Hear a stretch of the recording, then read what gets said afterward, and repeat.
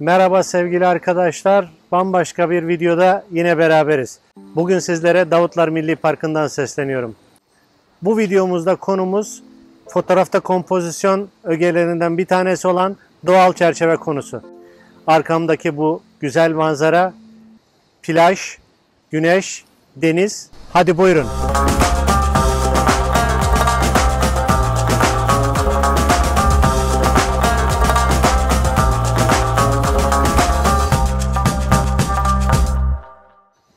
Arkadaşlar, 3 boyutlu dünyayı 2 boyutlu fotoğraf kağıdının ya da ekranın üzerine sığdırmaya çalışıyoruz.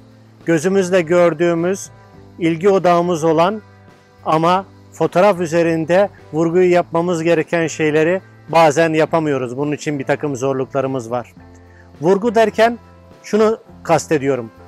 Bir büyük kağıt üzerinde bir metin yazdığını düşünün ve o metinin içerisinde fotoğraf kelimesinin geçtiğini düşünün. Kağıda baktığınız anda tüm metni görüyorsunuz ancak fotoğraf kelimesini anında göremiyorsunuz. Ne zaman ki fotoğraf kelimesinin üzerini çiziyoruz, o zaman gözünüz doğrudan fotoğraf kelimesini buluyor. Neden? Çünkü beyin işaretlenmiş şeylere doğru yönleniyor. Peki fotoğrafta işaretlemeyi nasıl yapacağız? Beynimizi ya da gözümüzü ilgi merkezine, yani bizim anlatmak istediğimiz konuya nasıl yönlendireceğiz? Peki fotoğrafta bunu nasıl yapacağız? Etrafımızda bulunan doğal ögelerle birlikte diğer her şeyi perdeleyeceğiz ve ilgi merkezine, yani ana konumuza doğru yönlendireceğiz. Bu sayede biz de tıpkı fotoğraf kelimesinin altını çizmiş gibi, tıpkı onu daire altına almış gibi fotoğrafta izleyicimizin ilgisini ana konunun üzerine yönlendirmiş olacağız. İşte bunu yapmak için fotoğrafta kompozisyon kurallarını ve bazı yöntemleri kullanıyoruz. Şu anda ekranın sağında gördüğünüz videoda fotoğrafta sadelik için 7 yöntem göstermiştik. Yine geçen hafta yönlendirici çizgilerle bu konuyu bir kere daha anlatmıştık. Şimdi de sıra doğal çerçeve yaparak ilgi merkezini öne çıkarmak. Peki nedir doğal çerçeve? Doğal çerçeve etrafımızda bulunan ögeleri kullanarak İlgi merkezinin etrafındaki her şeyi kapatmak, flulaştırmak, ilgiden uzak tutmak ama ilgi merkezimizi, yani ana konumuzu izleyicinin gözünün önüne getirmek demek. Şimdi bunu bir örnekle inceleyelim. Örnekteki bu fotoğraf bir metro istasyonunda çekildi. Metro istasyonunun kalabalığı, insanlar, banklar, reklam panoları, bütün bunları izole etmek ve konumuza, yani orada duran 2 tane insana ve hareket eden trene kitleyebilmek için izleyicileri, duvardaki dairesel delik doğal bir çerçeve olarak kullanıldı ve dolayısıyla gereksiz bütün ayrıntılar temizlenmiş oldu. Böylece bu fotoğrafa bakan izleyici bu doğal çerçeveden yönlenerek doğrudan bizim ilgi merkezi olarak atadığımız insanlara doğru yönelmiş oldu. Evet arkadaşlar, gördüğünüz gibi doğal çerçeve yaparken aslında etrafımızda var olan her şeyi kullanabiliriz.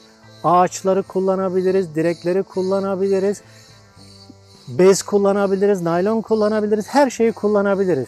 Burada dikkat etmemiz gereken 2 tane önemli nokta var.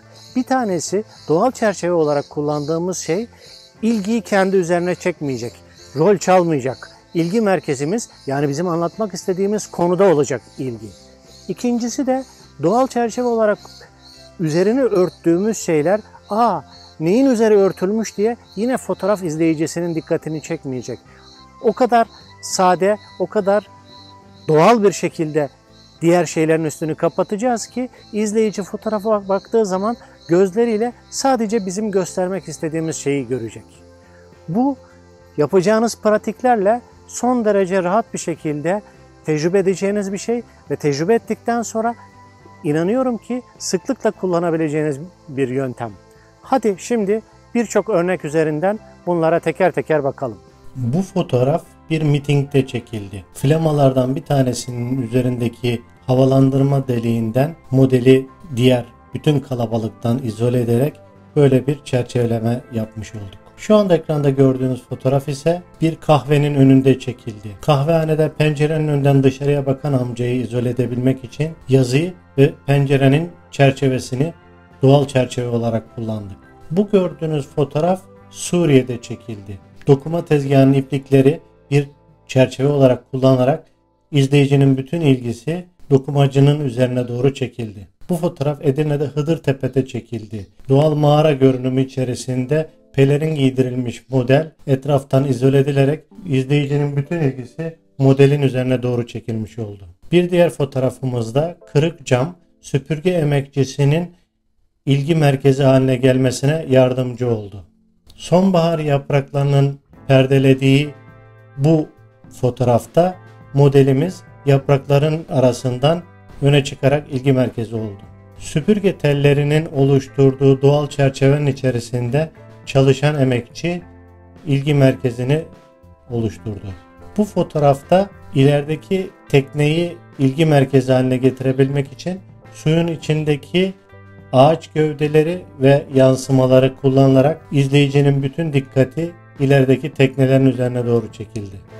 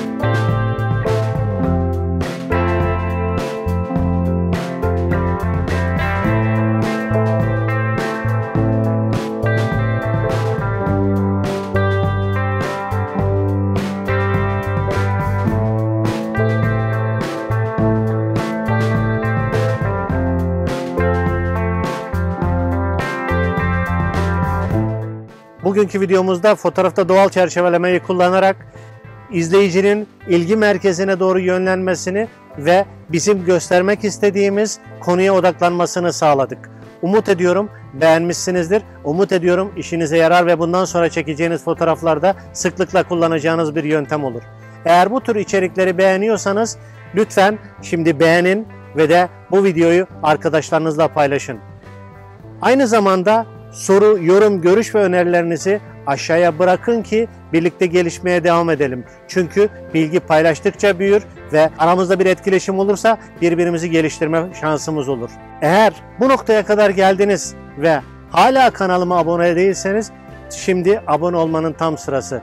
Abone olduktan hemen sonra abone ol butonunun yanındaki bildirimleri aç butonuna da basarak bundan sonra çıkacak videolardan da haberdar olabilirsiniz. Bu haftaki videomuz da burada bitiyor. Gelecek hafta bambaşka bir konuda görüşmek üzere. Hoşça kalın diyorum. Görüşmek üzere.